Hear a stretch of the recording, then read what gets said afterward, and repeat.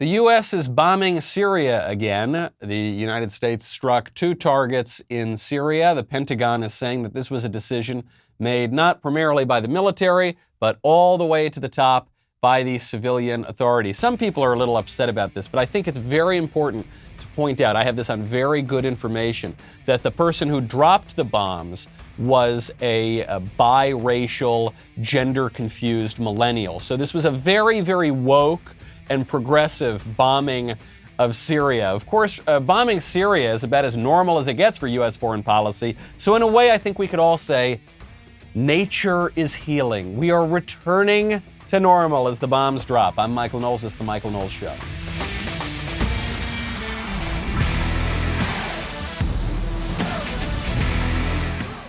Welcome back to The Michael Knowles Show. My favorite comment yesterday from Frankincensed, who says, as I've gotten older, I've become less and less gay.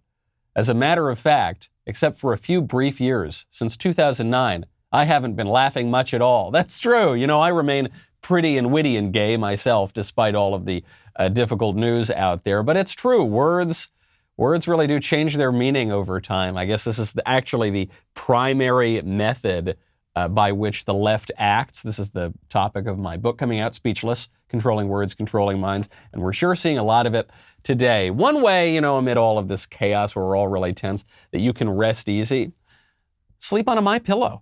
MyPillow products just do not go flat. You can wash and dry them as many times as you want. They maintain their shape. They are made in the USA, and best of all, they are the most comfortable pillow I've ever used. I would support MyPillow, even if it were a terrible pillow, because I like Mike Lindell. I like that they support good things, and I support, you know, fellow travelers in the conservative movement. But they're just the best pillow I've ever used.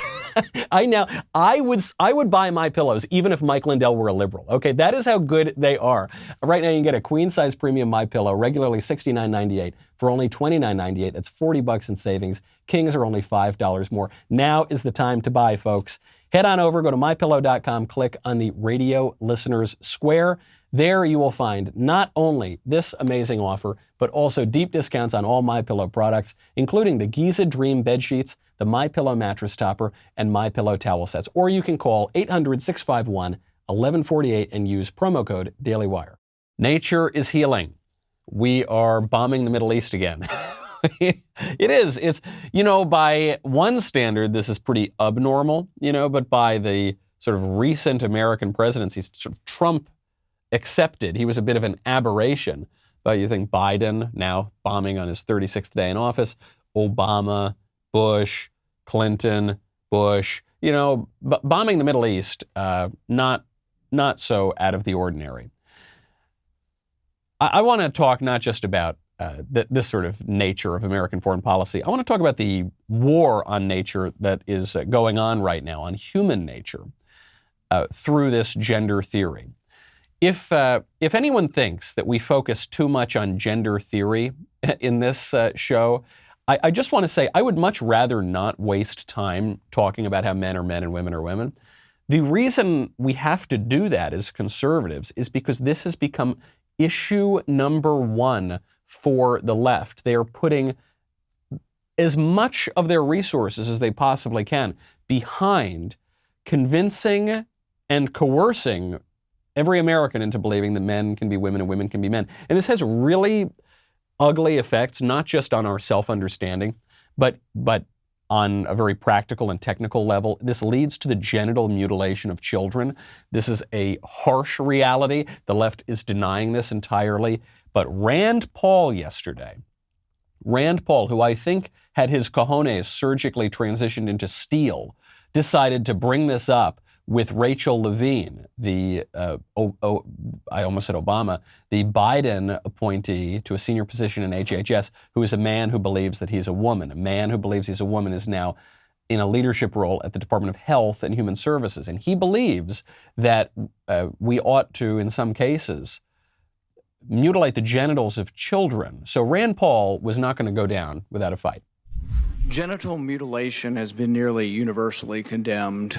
Genital mutilation has been condemned by the WHO, the United Nations Children's Fund, the United Nations Population Fund.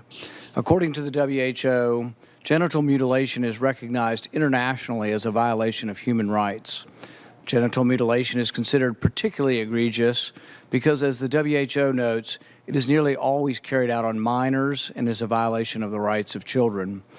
Most genital mutilation is not typically performed by force, but as WHO notes, that by social convention, social norm, the social pressure to conform, to do what others do and have been doing, as well as the need to be accepted socially and the fear of being rejected by the community. American culture is now normalizing the idea that minors can be given hormones to prevent their biological development of their secondary sexual characteristics. I am so pleased that Rand Paul is bringing this up. Rand Paul absolutely crushing it. I've said many, many very nice things about Rand Paul over the past several months because he's really standing up on this issue. This is genital mutilation. When you go in and you start tinkering with children's sexuality because of these faddish and ridiculous theories, you are committing a particularly egregious form of genital mutilation. Some guy on Twitter who first discovered this little clip from Rand Paul and popularized it on the internet, he said, oh my goodness gracious, he's a Daily Beast reporter. He says, Rand Paul is likening gender transition surgery to genital mutilation. It is literally genital mutilation. What you do is you mutilate the genitals. Now, I'd like to anticipate the arguments, and I don't even need to anticipate them because I did see some people commenting on this yesterday from the left. It's difficult to define what mutilation is in our society because in order to understand what mutilation is, you have to understand what things are for. Right? If I get heart surgery, let's say that there's something wrong with my ticker and I get heart surgery, they're going to go in with some scalpels and push things around. But that's not mutilation. If I need my appendix out or something, that's not mutilation. Mutilation is specifically something that causes injury, causes damage, makes something less perfect. Well, what is perfection? It's when a thing is doing what it is meant to do. So if I need heart surgery and they go in and they put a stent in my heart or something, that's not mutilation. That's making my heart more perfect. It's making my heart do what it is supposed to do. If I go in and turn little Johnny's, manhood into little Jane's simulacrum of womanhood, that is almost the textbook definition of mutilation. You are taking a perfectly functioning organ, you are then destroying it. You are preventing it from doing what it is supposed to do and turning it into something else. But in our culture, because we basically throw our hands up in the air and say, well, we don't know what's good or bad, and we don't know what things are for, and who am I to judge, what that's for? We can't really make that argument quite as well. It is knowable through our faculties of reason from nature. We know what the eye is for. The eye is for seeing. The eyes in their perfection can see. When the eyes can't see, there's an imperfection that's called blindness.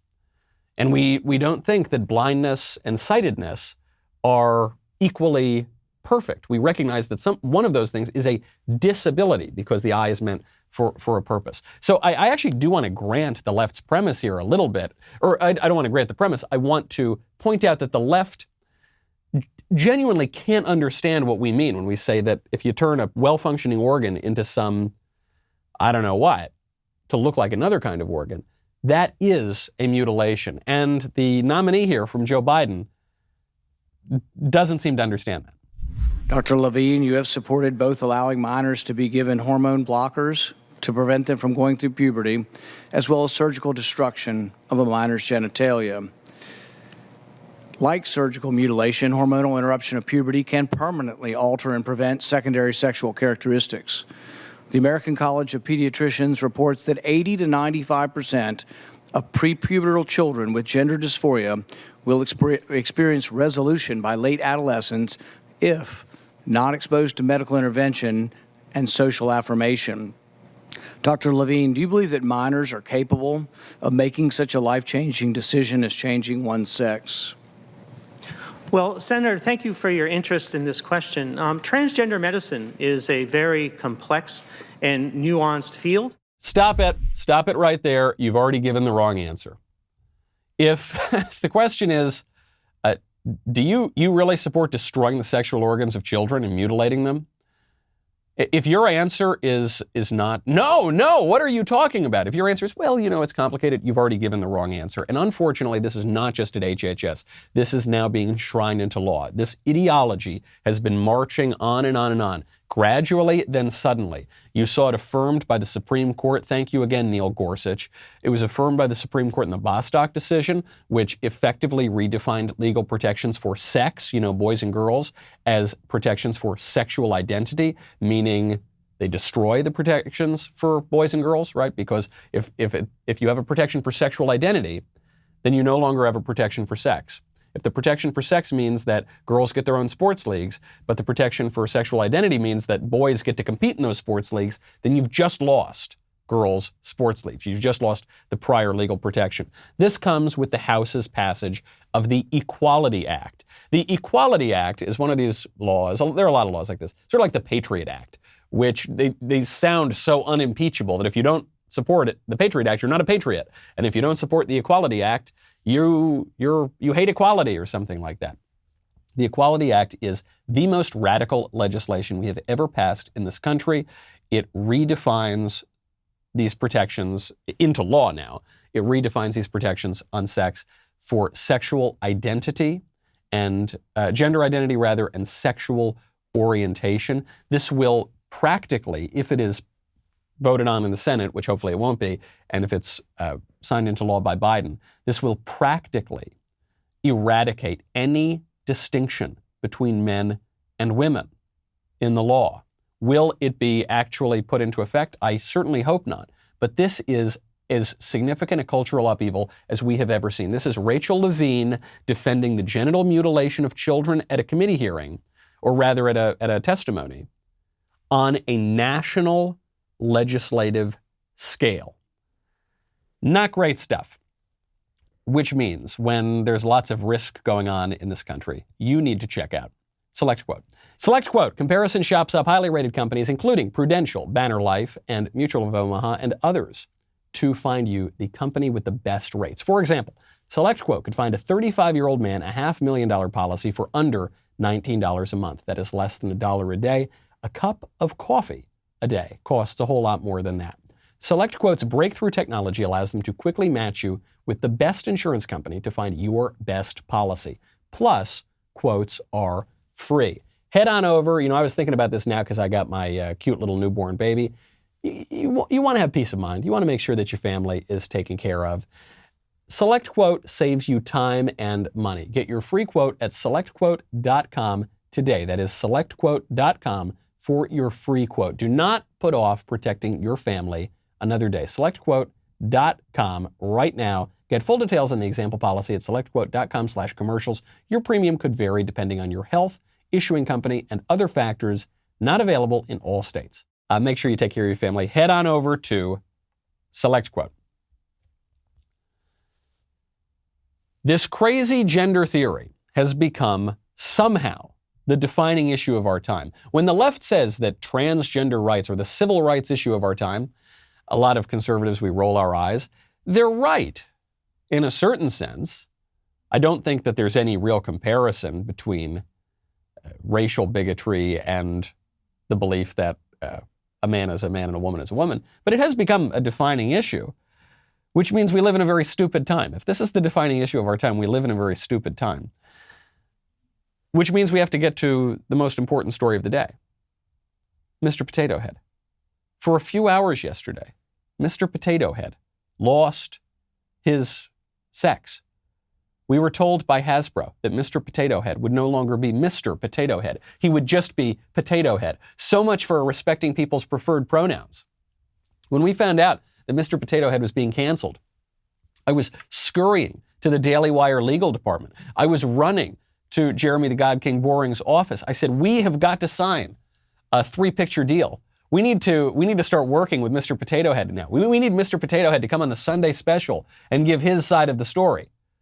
But then, a few hours later, after this controversy was raging, Hasbro came out and corrected the record.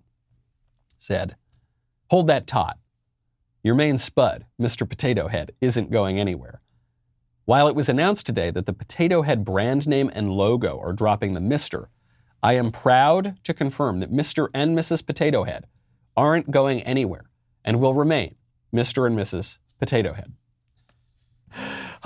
We can all breathe a sigh of relief that the potatoes get to keep their secondary sexual characteristics.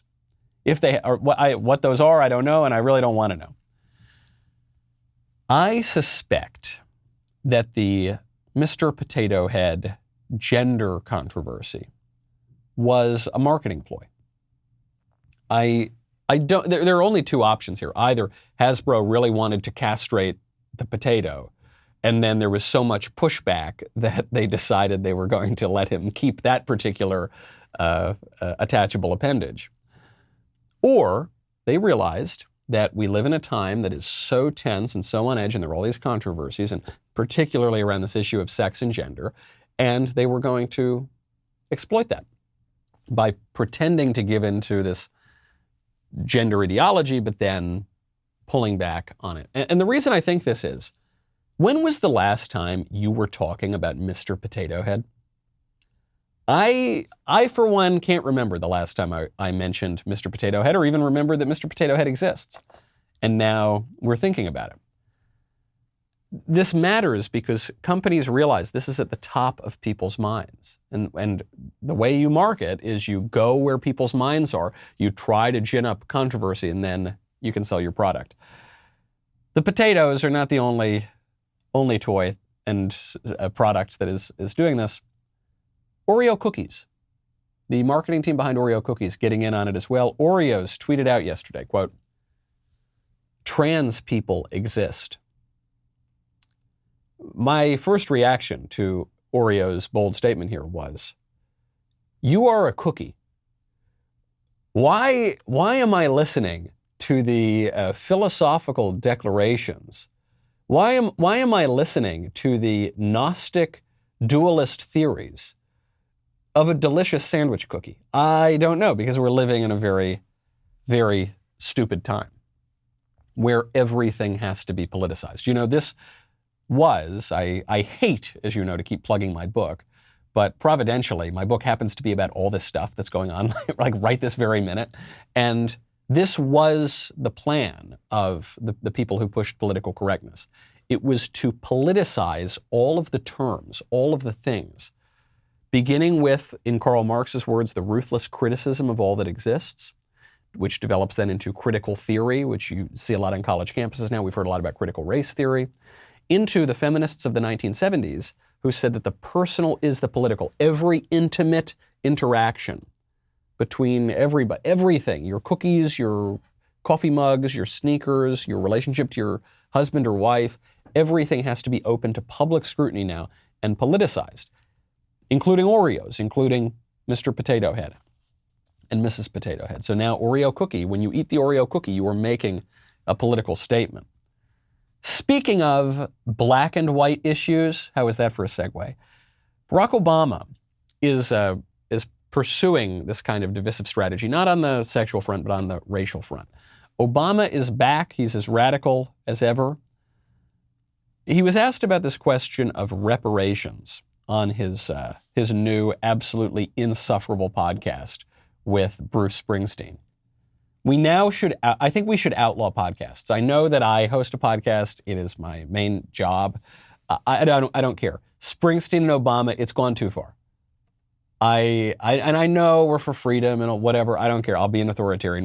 We need to ban this. This is too insufferable to be permitted in society. Barack Obama on this podcast was discussing reparations for slavery, a radical and sort of ridiculous proposal by the vantage of 2021. Obama says that the reason we never got reparations, the politics of white resistance.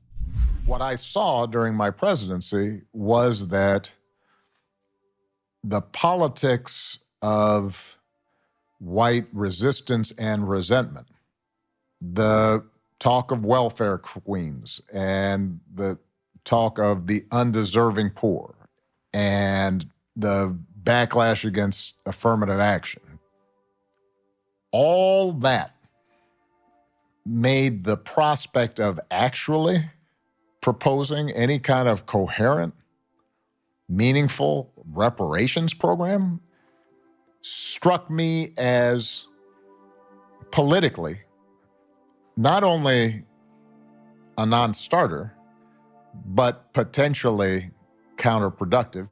Because of those white people with their resistance and their resentment, we couldn't get reparations.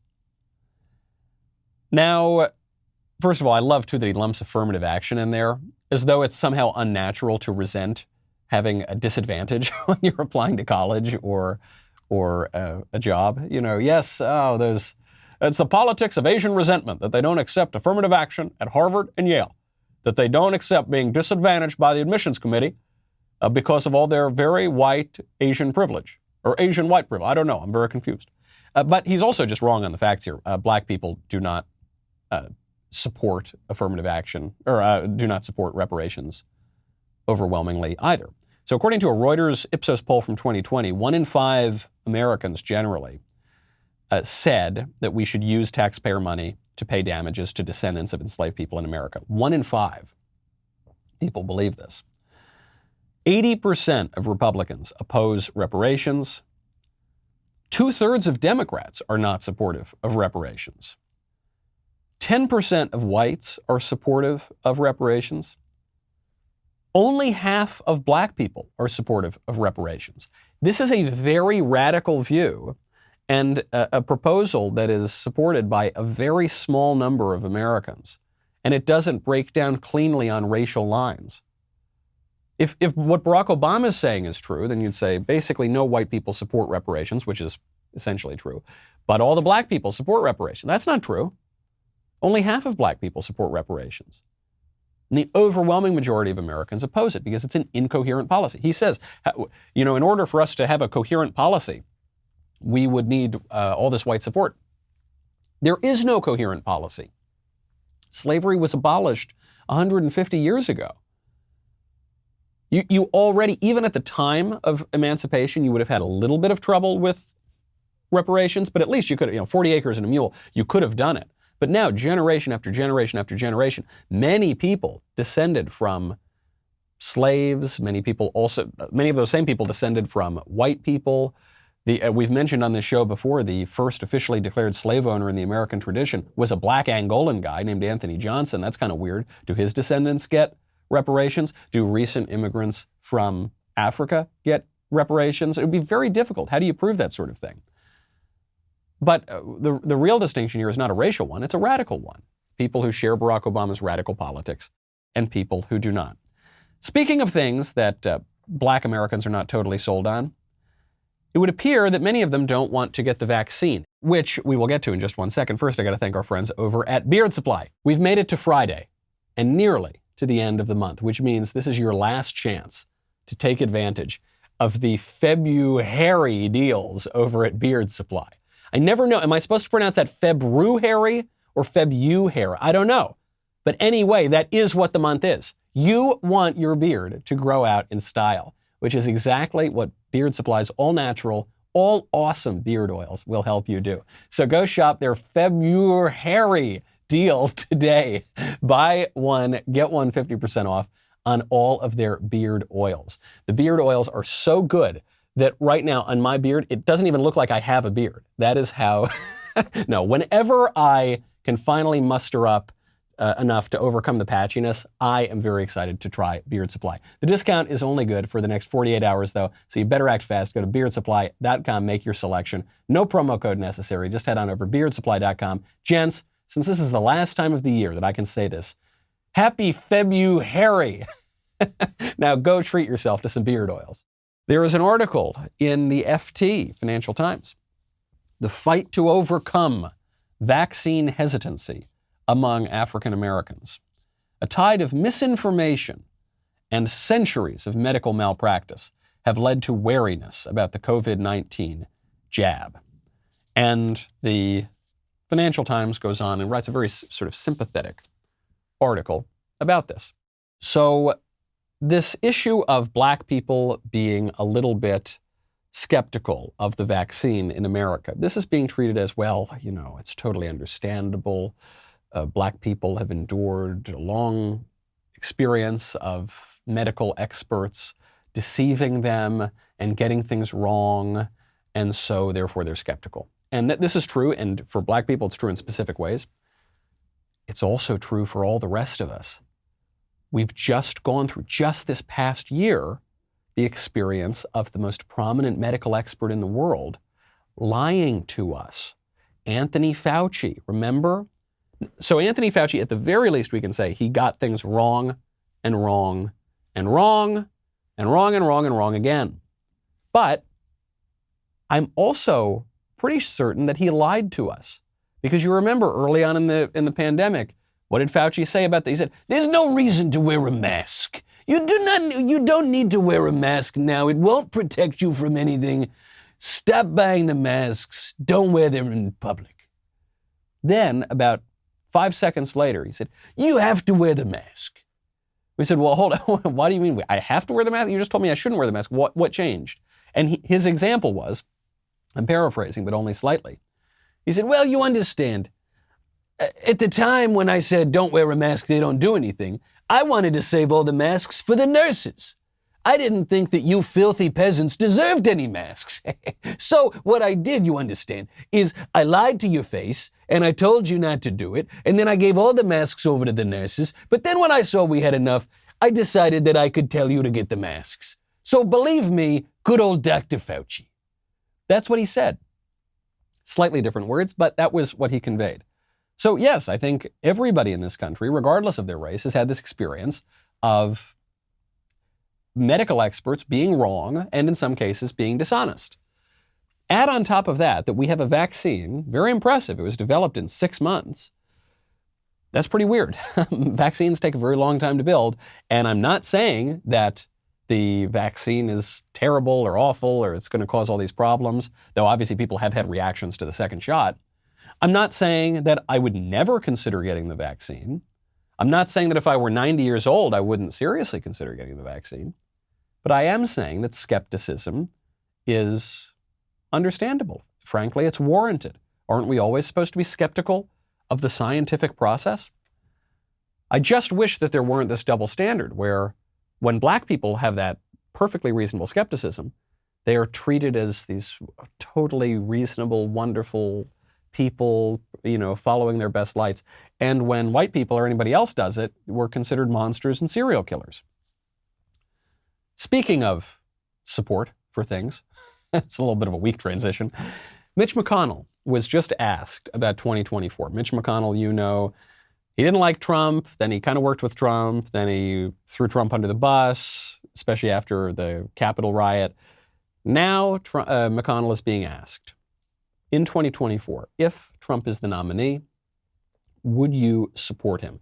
This comes as Liz Cheney, a kind of minor member of House leadership, says Trump should have no say in the future of the Republican Party, no say in the future of the country. McConnell asked, would you support Trump? The guy doesn't hesitate. There's a lot to happen between now and 24. I've got at least 4 members that I think are planning on running for president, plus some governors and others. There's no incumbent. Should be a wide open race and fun for you all to cover. If the president was the party's nominee, would you support him? The nominee of the party? Absolutely. Would I support the nominee of the party? Absolutely. Of course, this is the right answer. Romney probably would not support Trump if he were the nominee, because he is truly never Trump. But even Romney said, I think it's very likely that if Trump ran, he would win the nomination in a landslide. And so this does really call into question people like Liz Cheney, who claim to be in leadership, but all they seem to be doing is dividing the Republican Party. This is something that we all do, particularly those of us who are in conservative media, who write articles or books or, have podcasts or things like that. We always focus on the differences, the distinctions between different types of conservatives.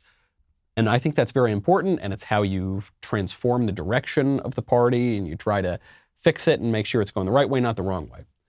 But if you are an elected Republican, you need to be on the team. I mean, you are on the team, and you really need to support the team.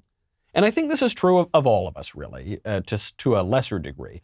Conservatives are really good at pointing out all the little minute differences that we all have.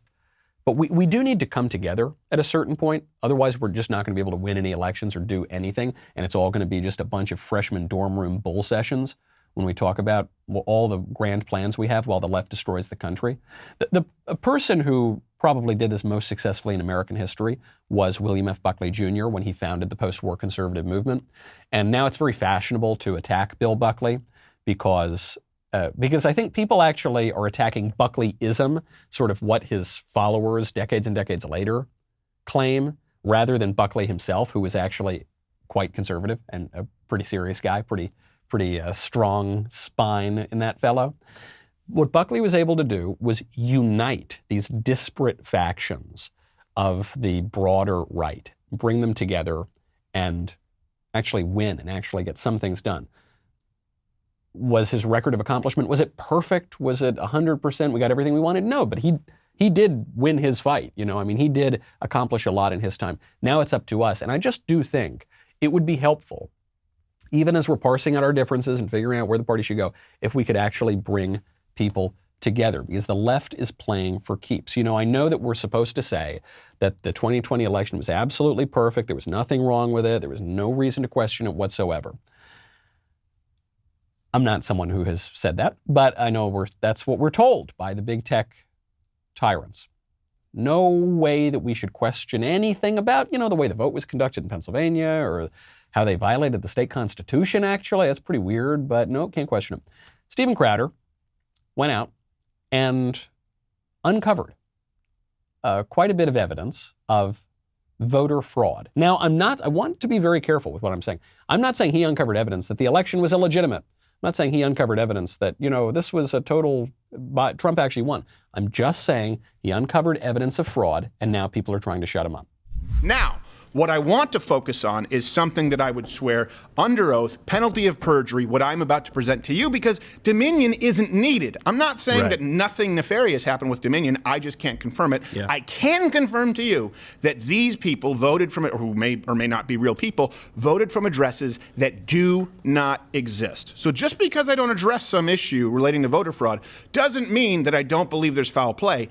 I do have to, unfortunately, hold ourselves to the standard of doing our due diligence and only confirming what we've seen with our own eyes. By the way, let's contrast that with the left. What does the New York Times have to say? What does MSNBC have to say? No evidence of voter fraud. Well, really? Have you looked through the voter listings? Have you gone to these addresses? Right. There's no burden of proof on them. I highly recommend you head on over, check out Crowder's episode on this. It's excellent, as are all of his episodes, but this one in particular. The liberal establishment is bearing down on us in a way that we haven't seen before. They are reverting back all the way back to the old sort of classical establishment foreign policy with that slight aberration kind of under Trump. They're ramping things up, though. They're ramping things up on the gender ideology. They're ramping things up on the legislative front. They're ramping things up on the bureaucratic front. And they're ramping things up on big tech. Steven Crowder was kicked off of Twitter. I think only briefly, but he was kicked off of Twitter for saying that. They have so much power here. We need to be unified if we are ever going to try to push back on that, because this is an aggression, not just on some of our political traditions, but on nature itself. There's a whole lot of narratives around hot topic issues right now. It's very difficult to keep track of all the newest controversies and non-controversies that the left decides to be offended by. You can get ready to challenge all of this with the Daily Wire's newest show, soon to be released, Debunked, where Ben exposes leftist fallacies in 15 minutes or less. Climate change, universal health care, COVID policies, facts, and logic versus all this kind of nonsense. The show will be available exclusively to Daily Wire members, so if you aren't already a member, go to dailywire.com/subscribe, use code DEBUNKED to get 25% off. You do not want to miss Ben, so use code DEBUNKED for 25% off today. We'll be right back with the mailbag.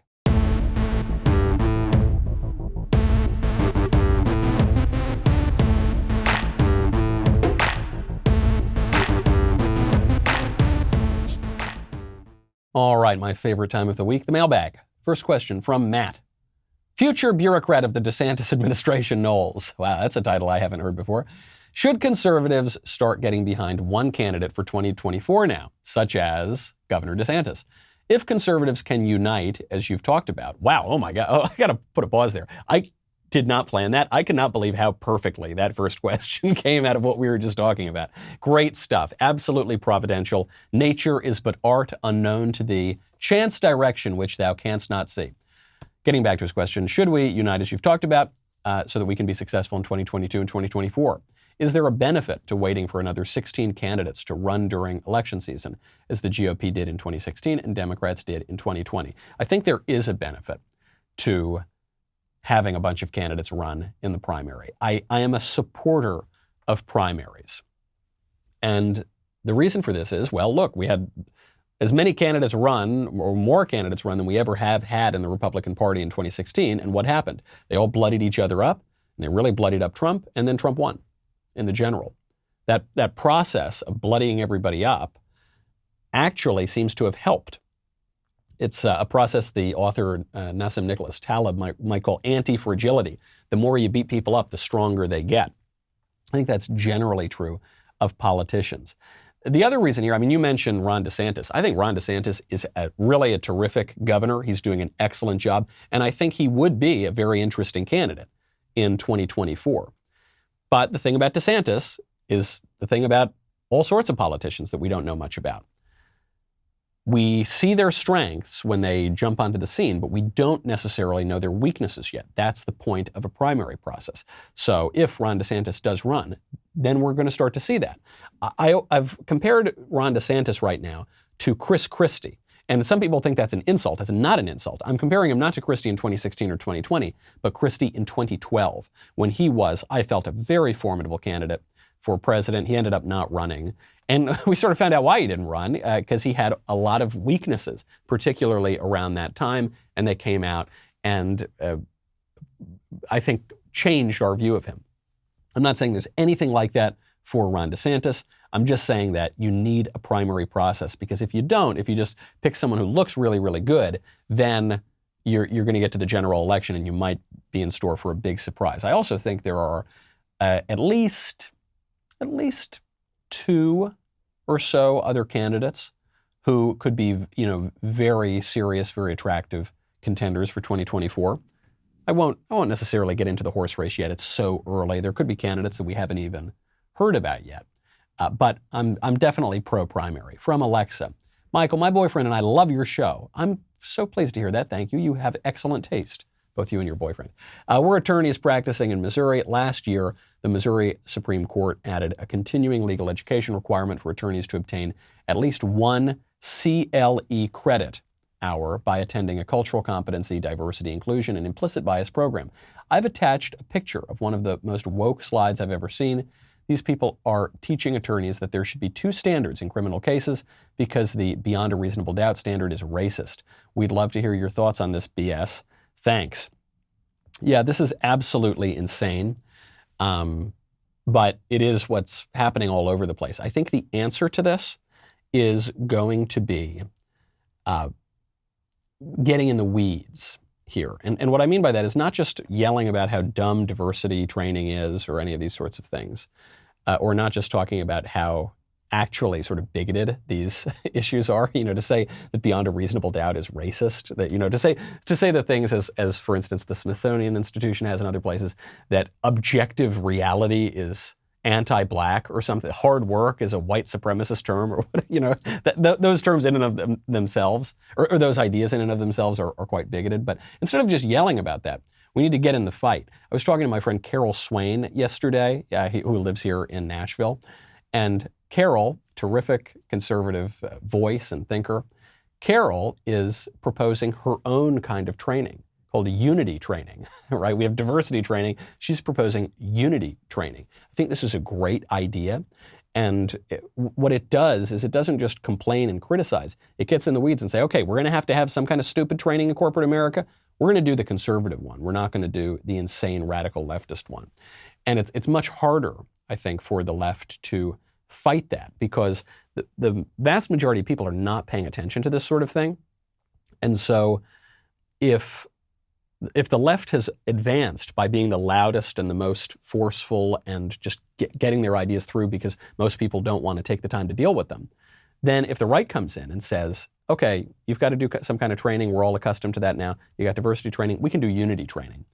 if the right can do that, I think there are going to be a lot of conservative business leaders, people in government, people in various associations who will opt for that. So they get the sort of optics of doing the training and they can check that box for most people, but they'll get the better substance. I would get in there. We were talking the other day on the Backstage show. Conservatives need to embrace lawfare. Conservatives need to go in and say some things are right and some things are wrong. We need to get much more serious. And the old throw your hands up, we can't use the government at all. We can't engage in politics. That idea that we've had from like 2000 to 2020, got to get rid of that. From Nick, hey Michael, big fan of the show. However, I'm also a big fan of Ron Paul. I saw your critique of his views on drug legalization on Twitter this evening. I was wondering what your views were on marijuana. Also, do you believe regulations on it should be more stringent than that of alcohol or tobacco? Thanks so much. I don't love marijuana, definitely had it a number of times in my wayward youth, was never my favorite. Much prefer booze and tobacco to marijuana. So I don't take a puritanical view of it.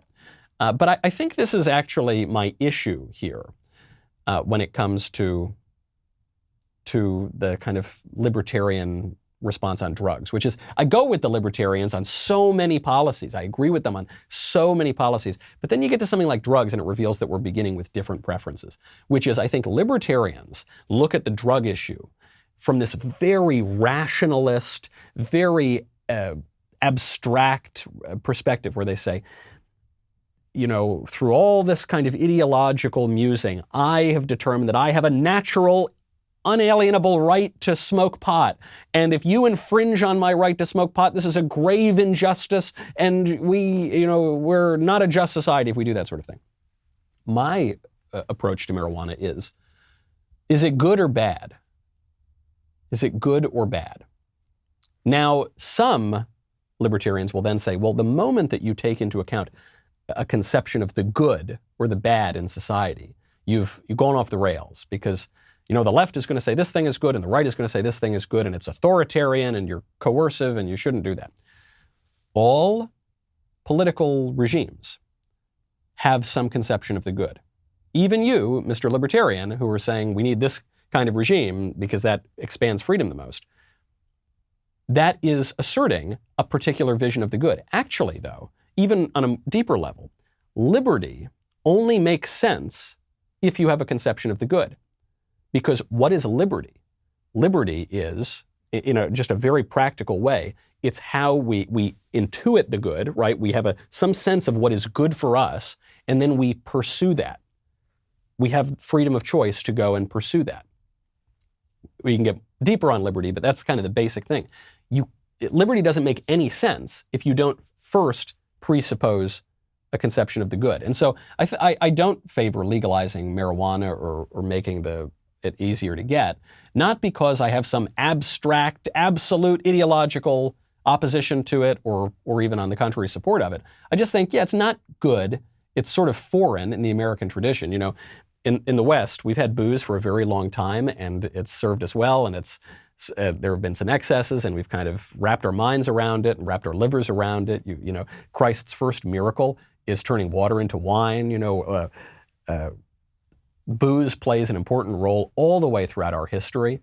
Marijuana is kind of a more recently introduced thing, so I'm just a little wary of it. I'm a little skeptical of it, and I don't see any reason that we should introduce it. I mean, it might be good for big Doritos, it might be good for the munchie industry, but I don't really see what it does for society. And so I just have a much less rigidly ideological take on this. And I think generally speaking, I love libertarians. I think they're right on so many things. But I think if libertarians were a little bit less ideological and a little bit more practical and a little bit more in tune with the tradition and just given into prudence, which is a very important virtue, I think that the two camps here would come together much more quickly and we'd have a much more sane politics. Edmund Burke writes about this. The difference between the English and the French is that, and the difference between the American Revolution and the French Revolution is the French Revolution was totally abstract and all about these random rights floating in the sky. And the American Revolution understood rights, it understood these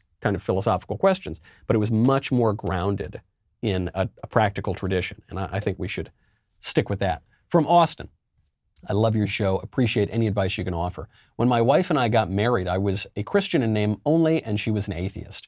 We agreed to raise our children as Christians. Around 6 months ago, thanks to you and Matt Walsh, I started taking my faith seriously and converted to Catholicism. Oh, terrific. I'm very glad to hear that. Since then, you've changed many aspects of my life. I've asked my wife that when we have kids to go to church, to participate in the service, pray with them, not tell them that she's an atheist, and live as a Christian, although she isn't one. Understandably, she thinks this will make her miserable. She has no interest in converting. She wants me to handle the faith aspect of raising our children. We argue about it frequently, and it puts a strain on our relationship. Am I wrong for expecting this of her? And if I am, do you have any advice or suggestions? A tricky situation, but we've all been there. Well, maybe not all of us, but I certainly have been there, in the sense that my wife and I have known each other since we were 10 years old. We have at times believed very different things. And actually, we used to believe very different things than even what we would believe now. And what happens, I've noticed, is you either grow together or you grow apart. You are the head of your household, and you should be the head of your household. And especially if you're taking your faith seriously, because there's a whole lot about this in the Bible. Your duty is to love your wife and to lead your household. And so I totally sympathize with her. If she, this is not what she signed up for. She did not sign up for this Catholic family. And so she might be a little freaked out by it. She might be a little freaked out by all the smells and bells at Mass. And I think that's understandable, and you should respect that. But the thing about the faith that I suspect has helped you come to it, and come to it more seriously, is that it is reasonable. We can know the existence of God through our faculties of reason from nature. This is in the Catechism. That you can read your Thomas Aquinas. So I think it should be very clear, if she has an open mind and faculties of reason, that she should come to recognize that God exists. Once you realize God exists, then you have to ask questions about God. You have to deal with the reality of Christ, and you have to determine what you think about the incarnation and claims of the resurrection and what that means. And I was an atheist for 10 years, so I totally understand your wife's holdups. But then I committed myself to studying the question, and I came to this answer. And I think reasonable people will come to that answer. And in the meantime, you've got to love your wife. So I wouldn't, I don't think you should be bickering about this all the time. But direct her to the Thomistic Institute, for instance, on YouTube. Direct her to Patrick Madrid's show on the radio, and you can get it on podcast. It's a great call-in Catholic show.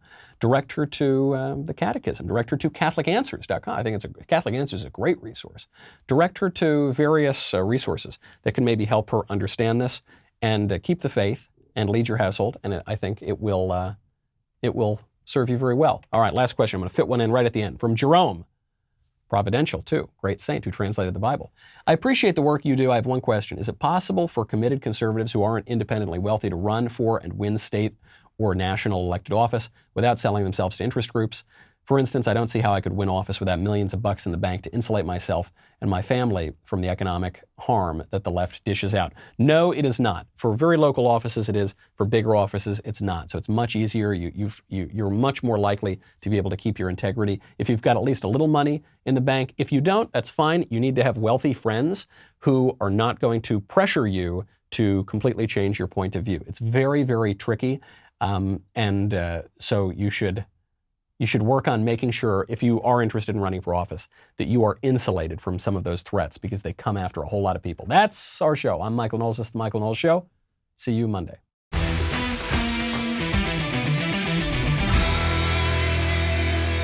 The Michael Knowles Show is produced by Ben Davies. Executive producer, Jeremy Boring. Our technical director is Austin Stevens. Supervising producers, Mathis Glover and Robert Sterling. Production manager, Pavel Vidovsky. Editor and associate producer, Danny D'Amico. Audio mixer, Mike Coromina. Hair and makeup by Nika Geneva. And production coordinator, McKenna Waters. The Michael Knowles Show is a Daily Wire production. Copyright Daily Wire 2021. Hey everybody, this is Andrew Klavan, host of The Andrew Klavan Show. Some people are depressed because the Republic is collapsing, the end of days is approaching, and the moon's turned to blood. But on The Andrew Klavan Show, that's where the fun just gets started. So come on over to The Andrew Klavan Show and laugh your way through the fall of the Republic with me, Andrew Klavan.